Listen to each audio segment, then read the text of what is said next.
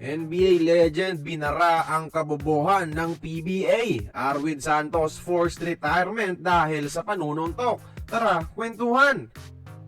Bumisita ngayon sa bansa ang NBA legend at best defensive point guard in NBA history na si Gary Payton. At sa isang interview, hiningi ang opinyon niya sa inobasyon ng PBA na 4-point line. Pero imbes na papure ang sabihin, binara mismo ni Payton ng ating liga.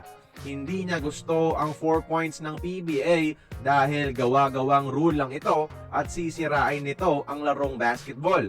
Ginawang magulo daw ng PBA ang simpleng basketball dahil sa pag-implement ng walang kwentang 4-point line.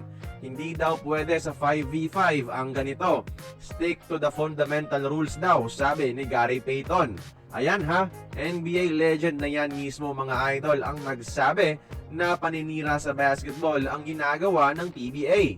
Ano na lang kaya ang sasabihin niya kapag nalaman niyang politika ang nagpapatakbo sa PBA at ang mga lopsided trades dito? Baka ma-high blood ng matindi itong si Idol. Samantala, dating PBA MVP mukhang mapipilitang magretiro dahil sa isang maling init ng ulo. Di ba nag-viral siya sa panununtok kay Tonton Bringas sa laro na nagresulta ng pagka-hospital ng biktima?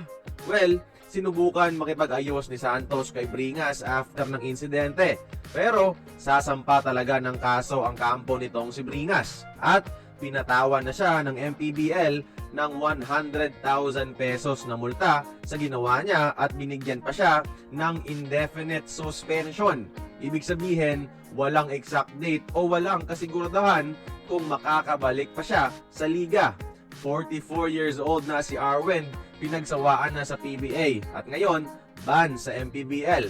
Wala nang matinong pro league ang kukuha sa kanya. Sayang dahil ang galing pa naman sana niya kahit sa edad.